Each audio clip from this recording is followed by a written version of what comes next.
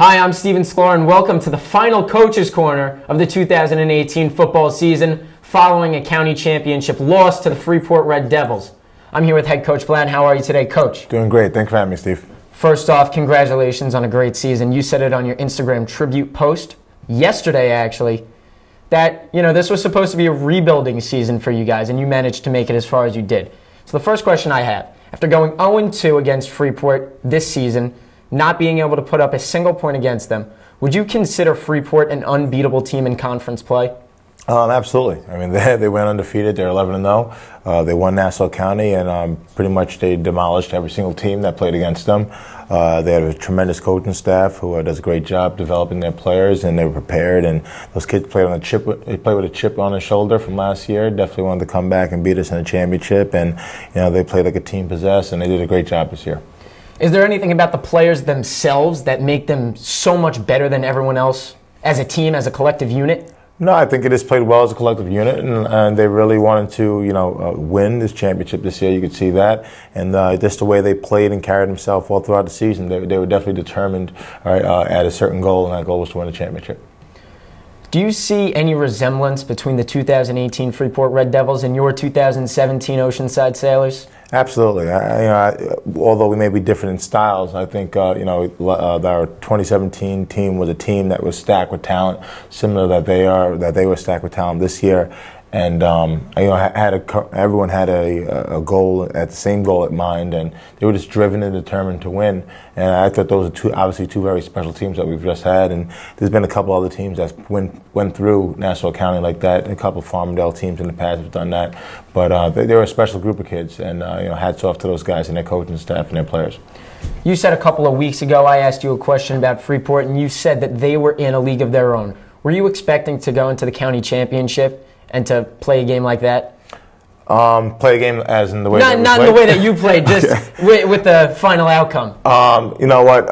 We went in, obviously, we felt that we were very prepared and ready to go. We had some good things put in. We had a couple bad breaks. We needed to play close to perfect to beat those guys.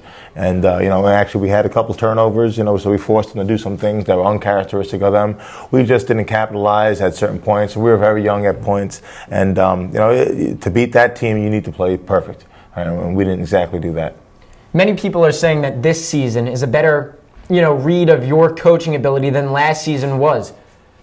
Do you think that given the expectations of this season, it was much harder to coach this team than last year's?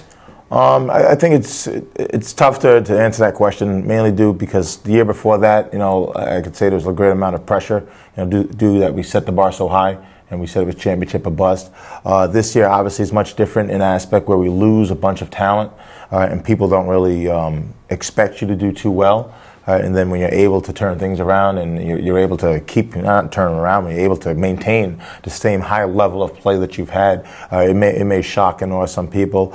I think we did a very good job at getting the kids prepared, and I think really more of a hats off to the players, where they accepted the teaching, accepted the learning, they fought through the grind, and players win games. Coaches are obviously important, but to sit there and go 8-3 in league play, losing to the champion twice, who beat everyone, and then you lost to Massapequa, which was actually a good loss for us at that point of the season. I was excited the way that they all reacted and the way they played, and obviously coaching has something to do with that, but the players are the ones that get it done. Did you find it hard at all to block out the noise and block out all of the predictions? What noise? No, I mean, predictions-wise, everyone pretty much, they had us for dead early in the year. They said that we lost, 7, 8 All-State kids, and the Thorpe Award winner, the Pioneer Award winner, the Martone Award winner, all those guys. But our kids did a great job, and they really played hard, and we continue to fight and do things our way. I think the most important thing for us is that we continue to do it the Oceanside way, which may not be liked by everyone, but that's just what we do, and we've proven that we're a program that's here to stay, and we're at the top of this conference, with the Freeports and the Farmingdales, and we'll figure out whoever else wants to compete for at the top. What is the Oceanside way?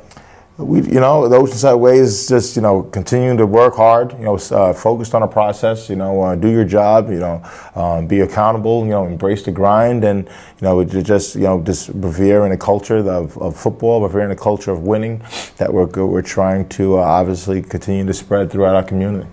Something I noticed in the Freeport game, Charlie McKee fumbled the ball early in the game, and you're a fiery, passionate coach, to say the least. And he walked over to the sideline and you gave him a fist bump and patted him on the back. Would you say that this season was a great way at building your patience? Yeah, you can say that. We were young. We were young in a lot of places, and we saw that early in the season. And I think that was you can say in our first game, we had 7 or 8 false start penalties, something that we've never done here.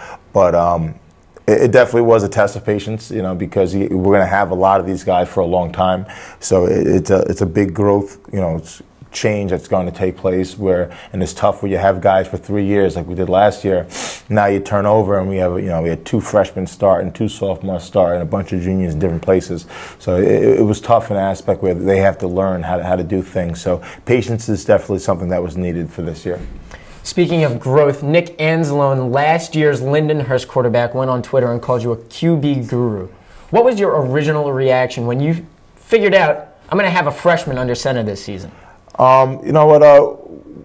We felt good about the situation, believe it or not. Cause we knew he was a good kid. The kid worked hard the time that he shared with us as an 8th grader. He worked hard all through the off season, and Charlie, he bought into the scheme, bought into the process, and bought into the grind. And he's, as I said in the preseason, we felt he could be a real special player here. And I think he's obviously done some special things here in his first year, and I'm excited to have him for 3 more years.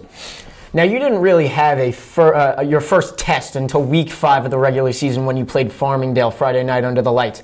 How vital were those first 4 weeks in developing your players?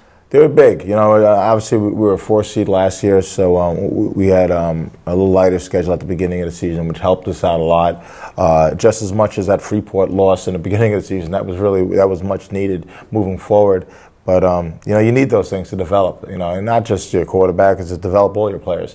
We had a lot of players who were just playing now for the first time, and, they needed those first 4 weeks, which got us ready going down the stretch, which obviously was a little more difficult. Were there any parts of the team specifically that needed more development than others? To tell you the truth, everything needed help. We had a very young offensive line, and they got better progressively as the year went on.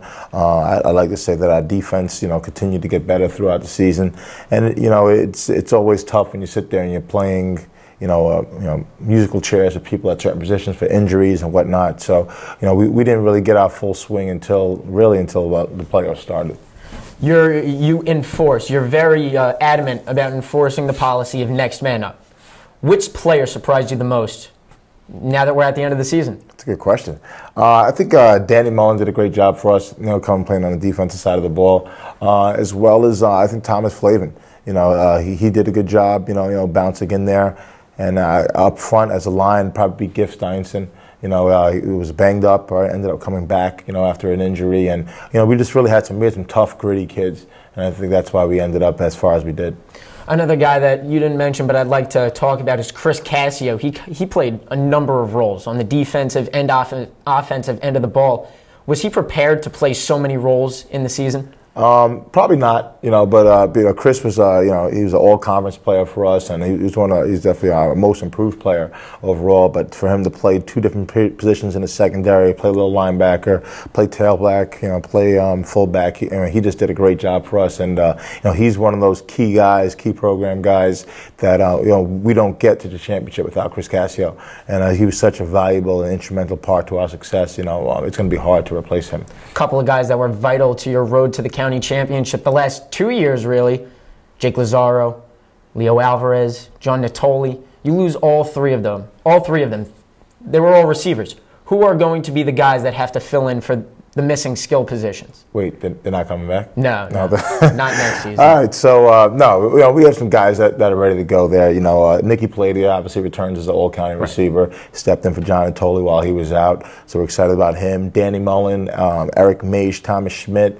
We got Gunnar Johnson, Matty Rosser, who's going to be a sophomore tight end, and we got some other young guys that are going to fit in there. So we have a good idea of some of the kids who are returning.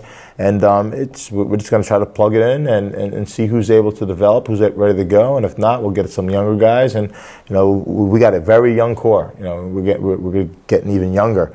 Going next year, so it should be interesting. What goes forward. Does it get any easier watching guys like that go? No. I mean, those guys are very important, and obviously guys who have been around for a while, you have great relationship with them. Losing a guy like Natoli and Alvarez, who just did a tremendous job for us, obviously for the last 2 years. John doing a great job, fighting through injuries, and you lose a kid like Jake. Jake's a generational player. You end up losing someone who's up for the Thorpe Award, up for the Receiver Award, and he's a very important person to this program, and it's going to be tough to replace him overall. Now you lose Lazaro, but another person you lose is Peter Folius. You're down 2 kickers going into next season. Are you prepared to face the daunting task of finding a new kicker? We've been spoiled in the idea that we've had Francesco Ancona for 5 years. Right? Then we had Pete hanging around for 2 years there.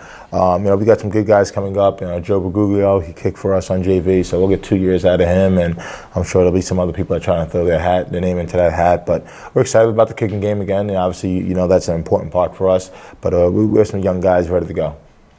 This season, your mantra was "The champ is here." I know it's very early, but what do you expect your mantra to be next season? I don't know. Honestly, the thing this year, we're just defending our championship, and it was by no form any form of disrespect to anyone that we played against. Obviously, we're more just, excited about the opportunity to defend the championship after 40 years.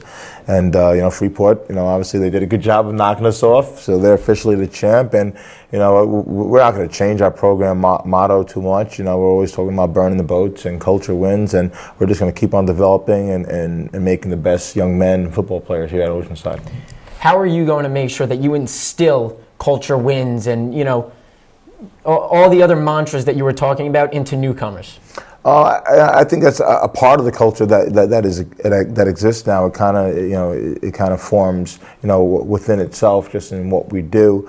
But we'll be back in the weight room on Monday. We'll get going 3 days a week when we get back from Thanksgiving break, and then kids will be playing other sports, and it's excited that they're playing basketball and wrestling and baseball and lacrosse. So they're around a lot of our other coaches throughout the rest of the year. So I mean, that's where that really culture concept really gets embedded into a lot of these players, and we'll just keep on fighting a good fight and keep on working.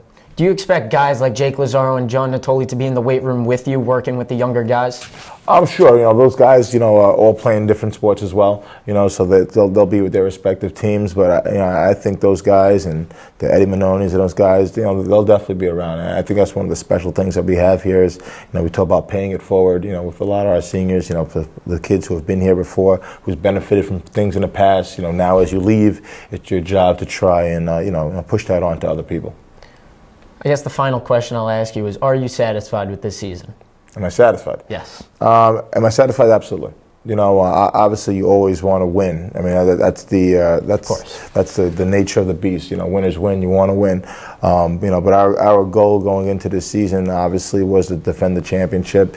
And that was a lofty goal, but we got back to Hofstra, which was one of our initial goals of the program, and we won a semifinal game, which got us back into the championship game. And from that point there, we were playing with house money, and so if we were able to pull that win off, that would have been great. But Freeport was a very good team. So it would have took a Herculean effort, really to knock those guys off. But satisfied, yes. I thought this year was a very good year, and there's nothing negative to take away from this year. We ran into a monster, and I don't care what other team would have made it to the finals. The same thing would have happened. So Freeport's a special group, and we wish them the best of luck as they go on to play in the Long Island Championship and represent Nassau. But this is a good year for the Sailors, another good step in the right direction, and especially with some youth. And we're excited to keep this thing going and really try to make a run at our next championship. I lied. I do have one more question. Do you expect for it to be a Sailors, Red Devils championship for years to come? I'd sign up for it. If you'd say if we can do that right now, do it again for next year for a rematch, round 3. I definitely like it. But Farmingdale's a very good team. I'm sure Massapequa, they're trying to get back in that mix or get to the championship game. For that matter. Too, and it'll be tough. But I think if we're in the thick of things, we're in the middle of that pack like we've always been, or at the top of that pack. I'd like to say that we'll be there again, and we just got to find a way to get there. And we're excited for the opportunity to get there and play Freeport again. All right. Yeah, that's going to be my last question. Closing off the football season, signing off for the final time, I'm Stephen Sklar here with Coach Blount.